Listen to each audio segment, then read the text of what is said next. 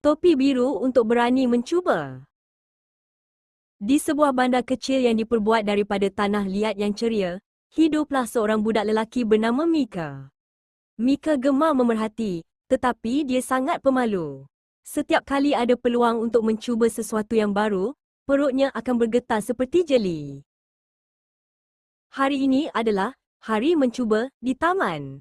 Semua kanak-kanak lain sedang sibuk mencuba memanjat dinding batu buatan, tetapi dinding itu kelihatan tinggi dan curam bagi Mika. Dia hanya duduk di bangku, menguis-nguis kasutnya. Tiba-tiba, Tok Ali, tukang jahit tua yang baik hati, muncul. Tok Ali memegang sesuatu yang biru dan lembut. "Mika, kenapa awak tidak mencuba?" tanya Tok Ali dengan senyuman. "Saya takut, Tok," bisik Mika. "Dinding itu terlalu tinggi. Saya tak yakin saya boleh." Tok Ali menghulurkan topi itu. "Ini topi biru. Ia bukan topi biasa. Ia topi yang penuh keyakinan. Pakailah apabila awak mahu menjadi berani mencuba." Mika mengambil topi biru itu. Ia terasa lembut dan sedikit sejuk di tangannya. Perlahan-lahan, dia meletakkannya di atas kepalanya. Klik, topi itu terasa seperti muat dengan sempurna.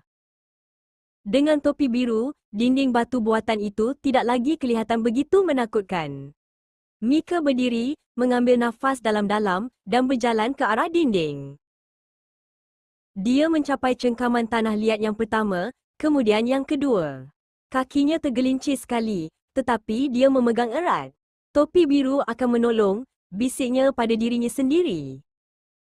Dia terus mendaki, satu langkah demi satu langkah. Kanak-kanak lain di bawah mula bersorak. Mika merasakan hatinya tidak lagi bergetar seperti jeli, tetapi berdegup dengan rentak yang kuat dan gembira. Apabila dia akhirnya mencapai puncak dan melambai ke bawah, dia ketawa gembira. Kemudian, dia menyentuh topi biru itu. Dia sedar topi itu tidak bergerak. Dia telah memanjat dengan tubuhnya sendiri. Mika turun dengan selamat dan memegang topi itu. "Tok Ali," katanya, "saya rasa keberanian itu sentiasa ada dalam diri saya. Topi biru hanya mengingatkan saya." Tok Ali tersenyum. "Itulah rahsianya, Mika. Sekarang, apa lagi yang awak mahu cuba?"